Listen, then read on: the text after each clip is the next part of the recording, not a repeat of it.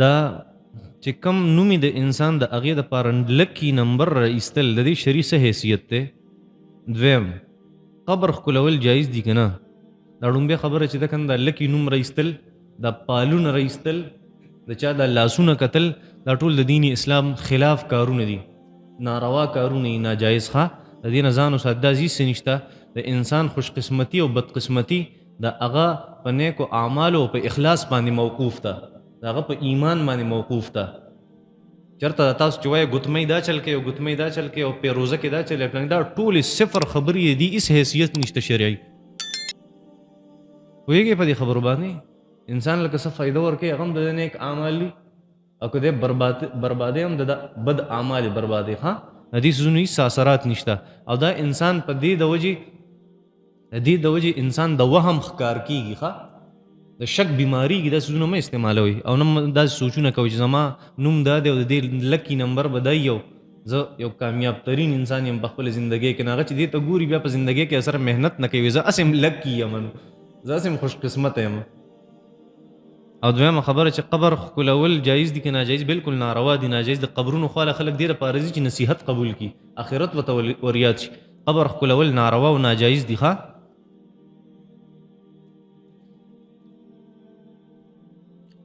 د شپې ځای جارو کول او نوکان کټ کول د شپې اورېدلي دي چې د دې د وجې انسان هغه منحوسه کېږي او بدقسمته کېږي. دا خو د ښځو خبرې دي.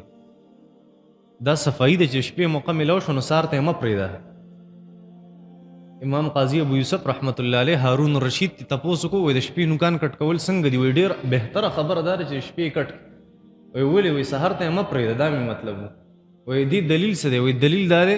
چې انسان له صفایي په کار دا د خیر یو کار دی او د خیر کار هغه وروسته کول نه وي په کار. دا صفایي ده. نو که د شپې موقع وه د شپې جارو کوه، که د ورځې موقع وه د ورځې جارو کوه. که موقع وه د شپې نوکان کټ کوه، که موقع وه د ورځې واړه کوه. دا ښه خبره ده. ښه دې کې هېڅ نقصان او قباحت نشته.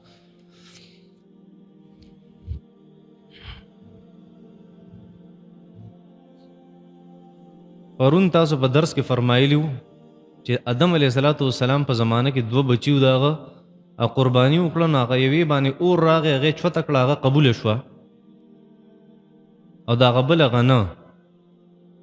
نو دا خبره خو ټیک نه ده. د هغې وجه دا ده چې دا صدقه به یې چېرته غریب له ورکړې وه نو ښه نه وه. پرون مې نه وویلي، دا مې بله ورځ ویلي وو. خو پرون ما په درس کې دې خبرې جواب کړی و، خو تاسو یو ورځ یې او یو ورځ نه یې، بیا ما پسې په آخري 2 منټو کې راشئ. نو په دې باندې خو زه بار بار چې یو مسله کوم نو زړه به مې شین شي په دې باندې.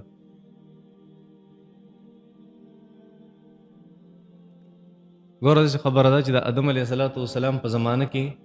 یو څو کسانو، او آدم علیه السلام د ټولې ځمکې خلیفه و، غربت نه و په هغه زمانه کې.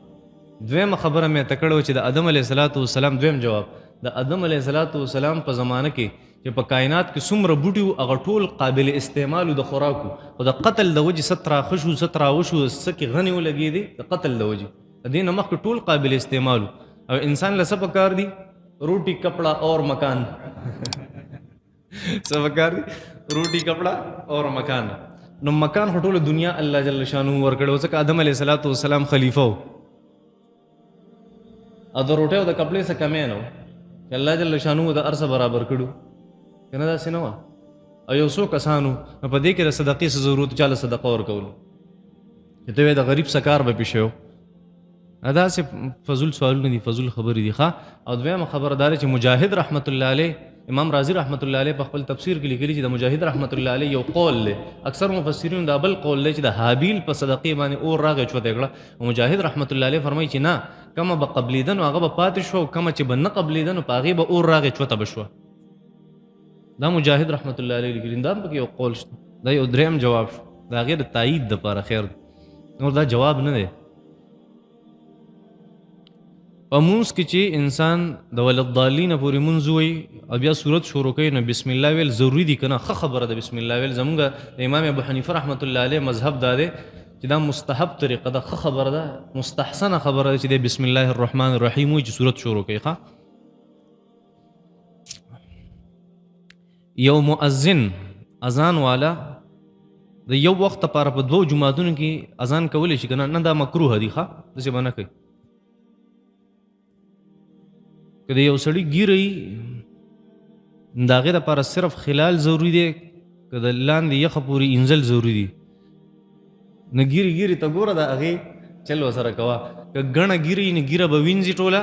او بیا به لاندې خلال وکړي لاندې خلال به ګیره انزل دا فرض دي بیا به خلال وکړي د لاندې طرف صحیح ده دننه بیا اوبه رسول ضروري دي او که یو سړي ګیره داسې چې ګڼه نه او د هغه رنګۍ ګیرې د وسیم په شانتې ګیرې نو هغه دپاره بیا دننه ګیرې ته اوبه رسول چمړې ته اوبه رسول دا فرض دي ښه دا به کوي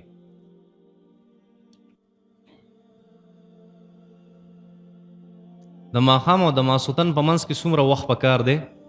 او نن سبا چې کومې نقشې دي د اوقاتو په دې باندې عمل کول ضروري دي که نه نه هېڅ ضروري نه دي په دغې باندې عمل کول دا صرف سهولت دی تاسو ته میلو دا څومره آلات چې جدید دا د سهولت لپاره دي په دغې باندې عمل کول ضروري نه دي البته دا خبره ده چې دې دواړو په منځ کې څومره وخت پکار دی نو دا د علاقو خبره ده صحیح مذهب دا چې اختلاف د مطالعه له اعتبار شته د هر یو ځای چې کوم د هغې طول بل دوته وي او عرض بل دوته وي د هغې لوکیشن چې د یو د بل ځای نه مختلف وي نو بیا د هغې د وجې ټایم هم کمیږي سیوا کېږي نو د هرې علاقې مفتي له پکار دي چې هغه خپله نقشه جوړه کړي او خلک په هغې باندې عمل کوي ښه اور اسمان ته کتل پکار دي که د ماښام د سوروالي نه پس سپینوالی هغه په ختمېدو شو دقه د ماخستن وخت دی صحیح ده که یو زنانه بغیر د څه ضرورت نه د سکول ټیچینګ کوي ځکه پلار یې نوکر دی په سکول کې او هغه ورته وایي چې د سکول نوکري به کې او په داسې سکول کې چې په هغې کې سړي نارینه زنانه هغه مخلوط دي نو آیا دا جایز دي بالکل ناروا دي ټي وي چینل یوټیوب باندې زنانه د علما کرامو ویډیوز د هغې بیانونه اورېدی شي بالکل ناروا او ناجایز دي صرف اواز اورېدی شي تصویر به نه ویني ښه د دې نه غټې فتنې او فسادونه جوړ شوي دي بیا په مولیانو باندې میینې شي د 15 بچو موري او په مولي صاحب باندې بیا میینې شي دا درست نه دي صرف اواز اورېدلی درست دي کتل ورته ناروا دي د بریلي علما کرامو درس قرآن او د هغې نه کتابونه ویل جایز دي که نه او احتیاط پکار دی نور جایز دي اول خپل زده کول پکار دي بیا د نورو مسلکونو والنه کتاب ویل پکاري ځکه کله ناکله ډېر زیات مونږ خبرې کوو پلانکې دا وایي پلانکې دا وایي بریلیان دا وایي دیوبندیان دا وایي اهل حدیث دا وایي جماعت اسلامي دا وایي پنجپیریان دا وایي او منځ کې راته پته نه وي ځکه مونږ هغې سره وخت نه تېر کړی پته راته نه اول چې د انسان د چا سره عقیدت د هغې نه سبق ویل پکار دي د هغې نه پس بیا د نورو څیزونو لږ تحقیق پکار دی چې دا مونږ چېرته په شړه خو نه یو سر او اکثر داسې شوي دي ما داسې کړي دي په خپله باندې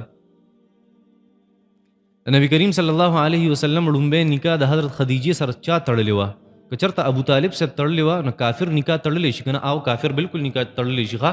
دا څوک چې نکاح تړي دا صرف سفیر نو هغه کافر او که مسلمان خو ښه خبردار چې یو نیک انسان ابو طالب صاحب تړلی وه د نبي کریم صلی الله علیه وسلم نکاح او دونه بهترینه خطبه ویلې وه په الله مې دې قسم وي که دې زمانې ټول مولیان راجمع شي هغه شان خطبه نه شي ویلی کومه چې ابو طالب صاحب ویلې وه په کوم انداز کې د نبي کریم صلی الله علیه وسلم صفت کړی که نه او نبی علیہ السلام په هغې مجلس کې موجود و حضرت خدیجه موجود و په هغې مجلس کې ښه نو ښځه خاوند موجود و په مجلس کې یو سړی صرف هغه سفیر و په منځ کې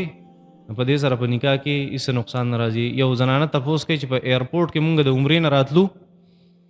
او د مانځه وخت شو نو مونږ مونځ د نقاب سره وکړو مخونه هم پټ کړي و مونځ مو وکړو ځکه هلته عام خلک ګرځېده را ګرځېدل او رش نو چا راته بیا وروسته وي چې مونځ مو دوباره را وګرځوئ ځکه د حجاب د نقاب سره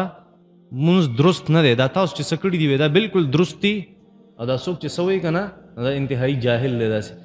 دا مخ پټول په مانځه کې دا مکروه دي مخ پټول په مانځه کې مکروه دي او پرده کول دا فرض دي نو تا په فرض باندې عمل وکړو خیر د مکروه دي راشي هېڅ نقصان نشته وصلی الله تعالی علی النبي الکریم استغفر الله بسم الله الرحمن الرحيم ربي زدني علما ربي اشرح لي صدري ويسر لي امري سبحانك لا علم لنا الا ما علمتنا انك انت العليم HBFCL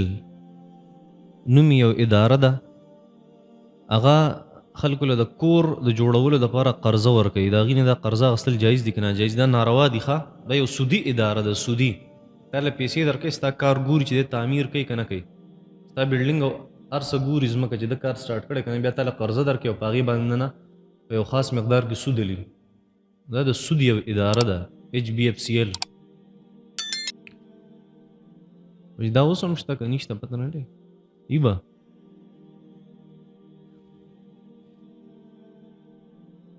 که په غلطۍ سره سړي په یو عام بینک کې سیوینګ اکاونټ کولاو کړی نو دې سیوایي چې کوم منافع راغلي دي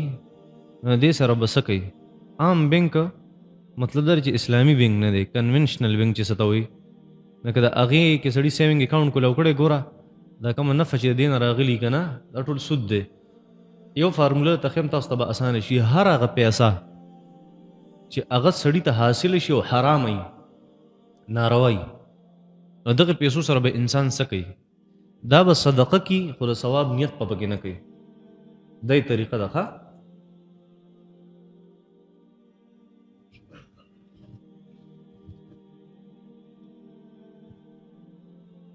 د سکول په دیوالونو باندې زه کارټونونه جوړوم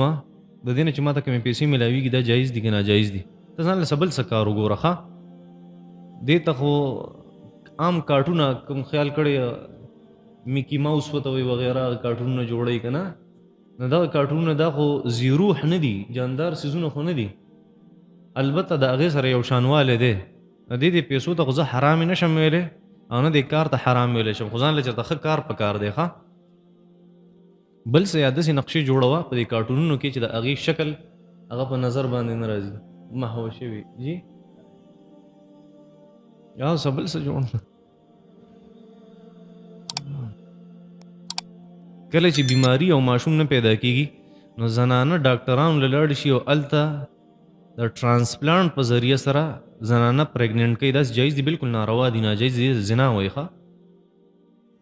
پردی مني هغه انجکټ کوي په زنانه کې